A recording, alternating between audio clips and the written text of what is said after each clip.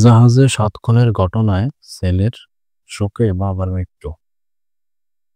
চাঁদপুরের মেঘনা নদীতে জাহাজে হত্যাকাণ্ডের শিকার ৭ জনের একজন সজিবুল ইসলাম ছেলের এমন মৃত্যুর শোক সইতে না পেরে বৃহস্পতিবার দিবাগত রাত পৌনে ১২টার দিকে মারা যান বাবা দাউদ মোল্লা। ছেলের নির্মম হত্যাকাণ্ডের শোকে বাবার মৃত্যুর ঘটনায় এলাকায় শোকের ছায়া নেমে এসেছে।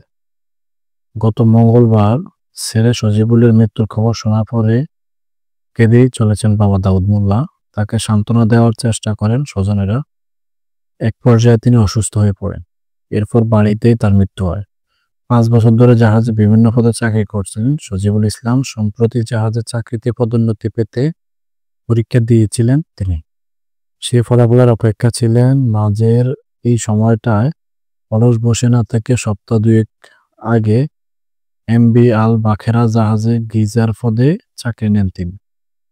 চাঁদপুরের হাইমসরে ২ দিন আগে এমভি আল বাখেরা জাহাজে যে ৭ জন হত্যাকাণ্ডের শিকার হন তাদের একজন সজিবুল ইসলামের বাড়ি মাগুরার মোহাম্মদপুর উপজেলার পলাশবাড়িয়া ইউনিয়নে।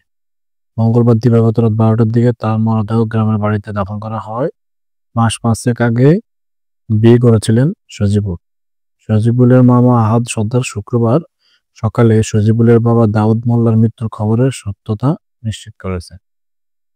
তিনি বলেন, আজ ওর বিয়ের ৫ মাস পূর্ণ হবে। পদোন্নতি হলে বেতন বাড়বে, বড় জাহাজে চাকরি হবে, এ কারণে পরীক্ষা দিয়েছিল।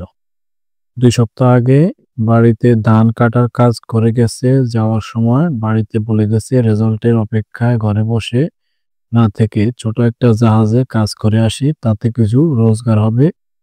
কিন্তু সব শেষ হয়ে গেল।